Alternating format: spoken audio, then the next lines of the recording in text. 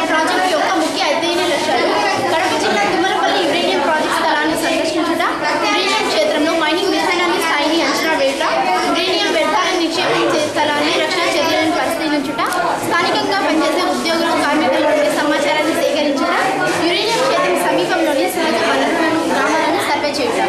ఇంకా ఇక్కడ మీరు గమనిస్తే యురేనియం ప్రాముఖ్యత, యురేనియం ప్రాసెసింగ్లో ముఖ్యమైన సమస్యలు, విద్యుత్ ఉత్పత్తి చేయు న్యూక్లియర్ రియాక్టర్లలో శుద్ధి చేసిన యురేనియం ఇంధనంగా ఉపయోగపడుతుంది. మొత్తం మీద ప్రపంచ శక్తి అవసరాలలో 10% న్యూక్లియర్ ఎనర్జీ తీరుస్తుంది. అందులో 2% అనుమతిస్తే గాజు మరియు పింగాణి వస్తువుల్లో ఆకర్షణీయమైన రంగుల కొరకు యురేనియం లవణాలను సేకరిస్తారు. ఉత్పన్నమయ్యే సమస్యలు మైనింగ్ కొరకు యురేనియం ప్రాసెసింగ్ కొరకు అధిక మొత్తంలో నీటిని వినియోగించడం ద్వారా భూగర్భ జలాల మట్టం గణనీయంగా తగ్గుతుంది. Uranium mining process drilling, blasting లాంటి సాంప్రదాయ పద్ధతుల్లో ముడి ఖనిజాన్ని సేకరించిన తర్వాత భారీ ప్రక్రియల టిప్పర్ల సాయంతో ముడి ఖనిజాన్ని క్రషింగ్ వద్దకు చేరుస్తారు. బ్లాస్టింగ్ వల్ల ఎగిసే ధూళి కణాలు అనుధార్మికతకు వ్యాపింపచేస్తాయి. రెండవ దశలో పెద్ద పెద్ద రాళ్ల రూపంలో ఉండే ముడి ఖనిజాన్ని ముందు క్రషింగ్ మిషన్లో వేసి, అంటే రోడ్లకి కంకర వేస్తారు కదా, ఆ విధానం అన్నమాట. తర్వాత ఆ చిన్న కంకను మెత్తడి పౌడర్ లాగా తయారు చేసి ఇక్కడ కూడా అనుధార్మికతతో కూడిన ధూళి కణాలు వాతావరణంలో వ్యాపిస్తాయి. ఈ దశలో మెత్తడి ధూళికి 3 రెట్లు నీటిని కలిపి పేస్ట్లుగా తయారు చేస్తారు. ఈ పేస్ట్కు సల్ఫ్యూరిక్ యాసిడ్ను కలుపుతారు. యాసిడ్ ట్రీట్మెంట్తో యురేనియం కణాలను వేరు చేస్తారు. 4వ దశలో పేస్ట్లుగా ఉన్న యురేనియంను డ్రయర్స్లో ఉంచి యురేనియం ఎల్లో కేక్ను తయారు చేస్తారు. ఎల్లో కేక్ను డ్రమ్ముల్లో భద్రపరిచి ట్రీట్మెంట్ ప్లాంట్కి తరలిస్తారు. అక్కడ కూడా యురేనియం 92-238, యురేనియం 92-235 తయారు చేసి అణుబాంబులకు విద్యుత్ ఉత్పత్తి చేస్తారు.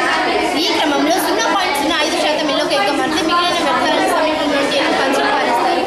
యురేనియం శరీర వ్యవస్థ, మానవుడిపై ప్రభావం, జంతువులపై ప్రభావం. DNA అన్ని రకాల క్యాన్సర్లు వచ్చే అవకాశాలు గణనీయంగా పెరుగుతాయి.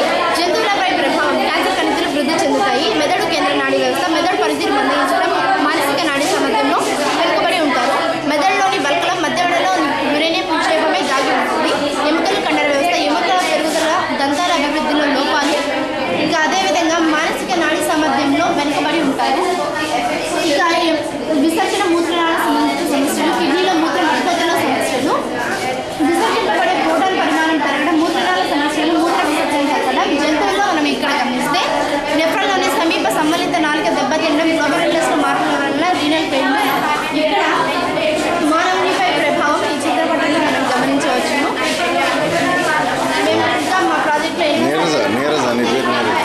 నీరజా, నువ్వు పెద్దయ్యాక నీ అంబిషన్ ఏంటి? బాగా చదువుకుని పెద్దయ్యాక నీ అంబిషన్ ఏంటి? Good scientist. సో నీకు ఈ యురేనియం గురించి కాన్సెప్ట్ అంతా ఎలా తెలిసింది?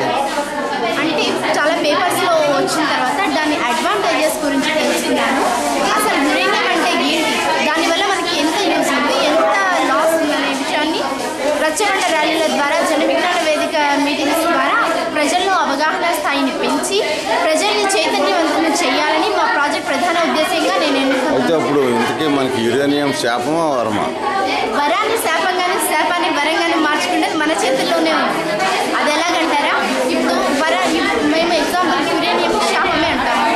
అయితే శాపాన్ని ఎందుకు అంటున్నామని ప్రజలు ఆలోచించే విధంగా ప్రజలు ఎదగాలని మా ఎయిమ్ అనమాట. శాపమని ఎందుకు అంటున్నామంటే లాభాల కన్నా నష్టాలు ఎక్కువ ఉన్నాయి. నష్టాలకి చూసుకుంటే పంటలపై దుష్ప్రభావం, రేడియో ధార్మికత.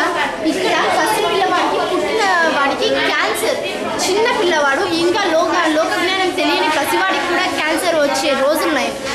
జపాన్ టెక్నాలజీలో అన్నింటిలో ముందున్న జపాన్ కూడా ఇక్కడ పప్పులో కాలేసిందని చెప్పవచ్చు.